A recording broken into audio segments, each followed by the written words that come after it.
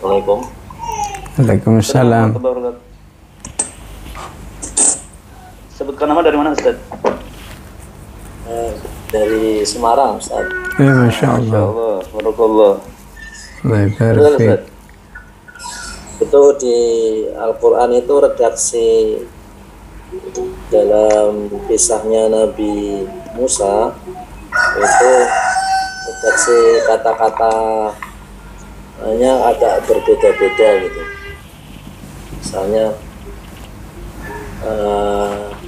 itu tentang itu loh yang ya bisa dipahami gimana akhirnya. Redaksinya itu paham saya, insya Allah. berbeda di Satu surat dengan surat yang lain. Berbeda-beda. Betul. Apakah Ya. itu komunikasinya saat itu memang ada dua komunikasi atau memang bagaimana Ustaz? Di beberapa di kisah yang lain juga demikian. Baik, ya, paham insya Allah. Langsung saja Ustaz. Ya, maksimal 3 deh. Ya, Ustaz. Oh, betul. Adul berikutnya yang bertanya langsung. Anak mau tanya, Ustaz. Fadal. Bismillahirrahmanirrahim. Nama saya Syarifuddin. Ingin bertanya, Ustaz, kalau di bulan Ramadan itu kan insya Allah amalan kita itu kita berusaha beramal sebaik-baiknya dari segi kualitas dan seterusnya. Lalu apakah wajar kalau setelah Ramadan itu kan tentu motivasi dan amalan kita itu agak turun gitu, Ustaz.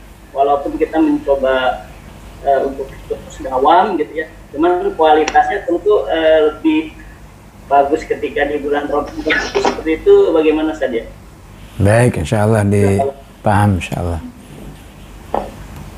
Baik, satu lagi, Fadal, yang mau bertanya. Assalamualaikum. Waalaikumsalam warahmatullahi. Sebutkan nama dari mana Ustaz? Saya Pak Nur dari Sydney. Masya Allah. Dari Sydney. Sydney. Mau tanya Ustaz, Iya. amalan yang diterima itu biasanya diidentikan dengan amalan selanjutnya itu lebih baik. Karena itu kalau memotivasi anak-anak itu, kalau bisa setiap Ramadan catat pencapaiannya apa, nanti supaya Ramadan berikutnya untuk pecahkan rekor itu.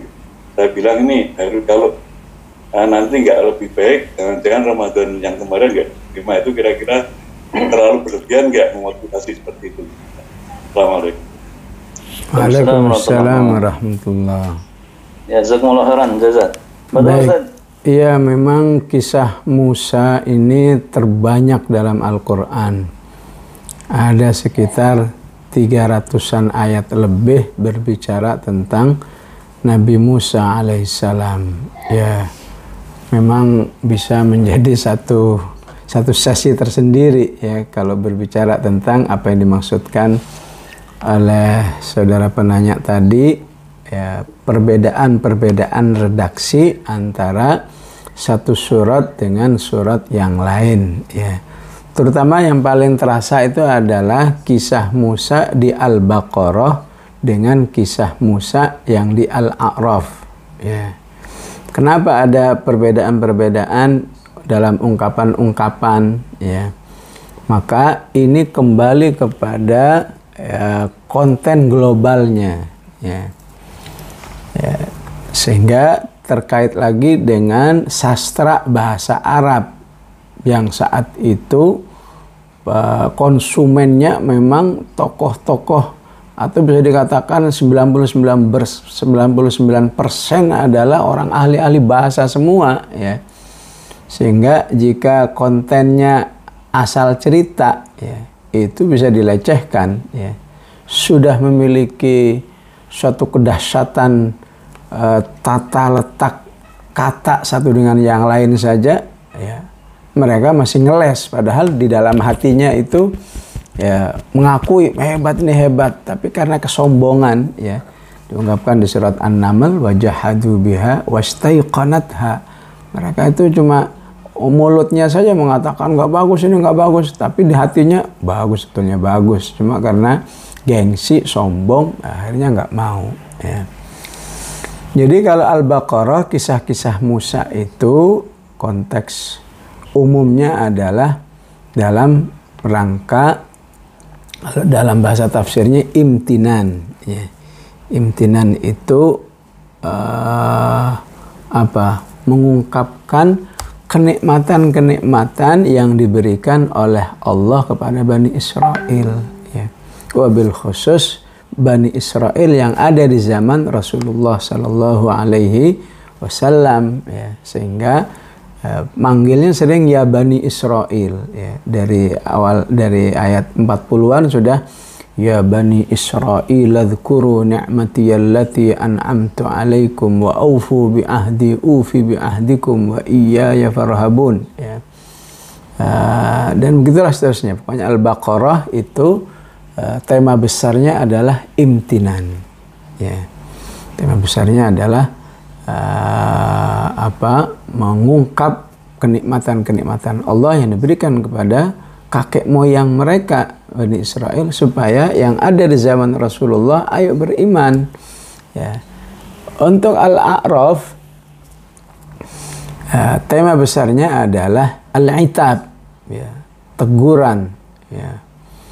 Lagi mau dijewer-jewerin gitu. Ya. Ini orang pada gak ngerti. Berterima kasih Allah udah ngasih kenikmatan ini, kenikmatan itu, kok nggak paham. Gitulah ya. Jadi karena konten besarnya adalah beda, yang satu istilahnya imtinan, yang satu itab, maka cara penyajian ceritanya ya harus disesuaikan dengan tema besarnya. Ya. Bahkan ya sampai penggunaan katanya pun berbeda. Ya, yang ada di Al-Baqarah dengan yang ada di Al-A'raf. Ya, ini baru contoh saja. Ya. Ya, untuk menyesuaikan dengan tema besarnya antara imtinan dan itab. Ya. Contoh kecilnya misalnya saat Nabi Musa Nabi Musa memenuhi permintaan kaumnya agar disediakan air. Ayatnya wa idhistasqa Musa liqaumihi nidrib bi'asakal hajar. Maka Nabi Musa memukulkan tongkatnya famfajarat, maka keluarlah air itu. Ya. Ya. Tapi kalau antum baca di surat Al-A'raf, yang ada adalah saat Nabi Musa memukul, ayatnya mengatakan fambajasat. Ya. Ya. Artinya juga sama, tapi kalau mau dibuat detail, orang yang paham bahasa Arab betul, ya. Oh, pantesan ungkapannya seperti itu, ya. Jadi famfajarat itu menunjukkan ya, kondisi mata air yang sudah jadi, yang sudah airnya berlimpah-limpah, yaitu famfajarat, ya. Karena memang tadi tema besarnya lagi mengungkapkan nikmat. Tapi di Al-A'raf karena sikapnya adalah mencela, menggugat, ya, gimana sih kamu ini nggak segera beriman kepada Muhammad, ya, maka yang ungkapan keluarnya air itu dengan fambajasat, ya. Fambajasat itu keluarnya air dari sumber mata air, ya, di awal, ya. Biasanya gimana kalau kita nemu sumber air, yang terjadi airnya ngucurnya pelan-pelan dulu, ya. Pelan-pelan tambah kencang, maka disebut fambajasat. Jadi tidak diungkapkan bagaimana saat sumber mata air itu sudah berlimpah-limpah dengan air, tapi yang diungkapkan hanya dengan kucuran air yang mungkin dalam beberapa menit masih bisa cuma segayung doang, masih sedikit airnya, nggak melimpah-limpah. Itu contoh yang hanya bisa diungkapkan, dan lainnya masih banyak, ya. Bagaimana katakan kalau kesalahan yang diampuni dengan istilah naghfir lakum khotoyakum, tapi kalau di Al-A'raf naghfir lakum khotiatikum, itu juga punya kesan-kesan makna yang berbeda sesuai dengan konteks besarnya tadi, ya. Baik, ya, memang tarbiyah Ramadan ini memang setidak-tidaknya memang harus bisa menghasilkan tarbiyah dengan natijah minimalis sampai pertengahan sampai maksimal, ya. Yang dimaksud minimalis apa yang diungkapkan oleh Rasulullah kepada seorang sahabat, ya, wahai fulan, hamba Allah, ya, kamu jangan seperti hamba si fulan itu, ya, la takun mithla fulan, kata Rasulullah. Dulu rajin banget dia qiyamul lail, sekarang udah nggak rajin lagi, ya. Jadi minimalnya itu usahakan tidak ada keterputusan, ya. Qiyamul lailnya tiap hari, ya, itu sudah standar, ya. Mungkin yang minimal adalah di Ramadan qiyamul lail sejam, setengah jam, di luar Ramadan 5 menit, 10 menit, ya. Jadi target minimalis itu juga dibenarkan walaupun tidak diunggulkan, ya. Banyak ayat-ayat yang mengisyaratkan, ya, saat kita nggak bisa yang maksimal, usahakan yang minimal. Misalnya firman Allah, faqra'u ma tayassara minhu wa aqimus shalah. Nggak bisa kayak mulai lama-lama, ya udahlah, walaupun sebentar, 5 menit, 10 menit, usahakan lakukan, jangan sampai terputus total, ya. Ya namanya putus itu kan nggak enak, putus cinta nggak enak, putus rizki nggak enak, ya. Apalagi putus rahmat, ya. Nggak beramal itu sama saja putus rahmat, ya. Begitulah juga siam sebulan penuh, ya. Ramadan, Syawal, Dzulqa'dah, ya minimal 6 Syawalnya ya. Atau minimal Ayyamul Bidnya, ya. Minimal beberapa hari dari Senin dan Kamisnya, ya. Minimal, ya. Dan semua amaliyah kita Ramadan juga demikian, ya. Dengan sebuah harapan, ya. Dengan sebuah harapan juga, bukan dengan ya udah saya biasanya segini mau apa lagi, ya. Dengan harapan semoga yang minimal ini meningkat menjadi pertengahan. Istilah ayatnya muqtasid, ya. Tidak mustahil meningkat menjadi maksimal, ideal. Ya, istilahnya sabiqum bil khairat, surat Fatir ayat 32, ya. Surat Fatir ayat 32, ya. Sehingga ya kita harus berpikirnya adalah yang punya jiwa ini Allah, kita punya hak pakai, ya. Yang punya waktu juga Allah Subhanahu wa taala. Sehingga peluang untuk apakah menjadi minimalis, pertengahan, maksimalis itu semua ada, tinggal kita maunya yang mana, ya. Ya. Artinya jangan dilogikakan, lah kalau kita mau maksimal terus seperti Ramadan, kapan kita kerjanya, kapan kita ini, kapan kita itu. Ya kalau dibentur-benturkan begitu ya nggak ketemu-ketemu, ya. Kita akan terhalangi oleh perasaan kita sendiri. Padahal kalau kita rintis terus, Allah akan tolong, ya. Ya, akan kita tolong, ya terhadap saudara-saudara kita yang hafal katakan 30 juz, memang dia nggak sibuk, memang dia nggak punya keluarga, memang dia nggak cari nafkah, ya. Semua yang dilakukan oleh manusia pada umumnya dia lakukan juga. Tapi ketika dia memang punya niat, punya doa, punya kesabaran, punya ikhtiar, hafal 30 juz, ya ditolong juga oleh Allah, ya. Yang sudah ngeper duluan, udah istilahnya, wah saya kalau suruh ngafal tiarab aja, ya udah, kalau mau tiarab aja terus, kata Allah, nggak saya tolong, ya.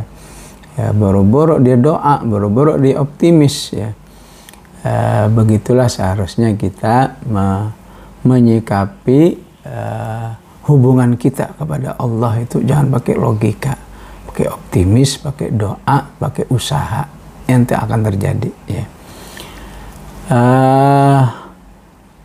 Mengevaluasi terhadap anak, kalau menurut saya utamanya adalah kita mengevaluasi kapasitas insyighalnya, ya. Ya, katakan dalam diri anak itu 24 jam, ya. Ya, Ramadan ini berapa jam yang terpakai betul-betul untuk ketaatan kepada Allah, ya. Ya, katakan di Ramadan ini dari 24 jam kepake 5 jam, ya. Maka ya, bisa saja Ramadan tahun depan yang kepake harus 6 jam ya. Ramadan depan yang kepake harus 10 jam terus ya, sampai kepada mendekati ataupun sama salafus soleh kita katanya ya, kurang lebih kalau Ramadan itu ya yang kepake berapa? Hampir 22 jam ya. Jadi istirahat itu cuma 2 jam ya. Istirahat itu 2 jam ya. Ya alhamdulillah, masa kecil saya, masih remaja saya di kota Surabaya itu ada suasana yang mendukung seperti itu ya. Jadi saya pernah mengalami memang Ramadan itu memang rata-rata sepanjang bulan itu memang 2 jam aja istirahat. Yang lain tuh antara tilawah, antara ini dan terus pokoknya semua amal soleh ya. Ya terdukung oleh kondisi kesehatan, oleh lingkungan dan lain sebagainya ya. Jadi bisa aja pertama diukur dari efektivitas jam yang dipakai ya. Sehingga maksud saya adalah tinggal peluang-peluangnya apa saja ya. Apakah mau tilawah semua ya? Ataukah tilawah plus menghafal? Apakah tilawah plus tafsir ya? Apakah tilawah plus zikir? Apakah tilawah plus dakwah pada masyarakat ya? Itu menurut saya perlu tidak ada sebuah dikotomi ya. Nggak ada dikotomi, pokoknya saya kalau Ramadan itu mau tilawah titik, udah saya stop interaksi dengan masyarakat dan seterusnya ya. Wallahu alam, kalau saya kok kurang pas, walaupun ada sebagian asatidzah yang berprinsip seperti itu ya.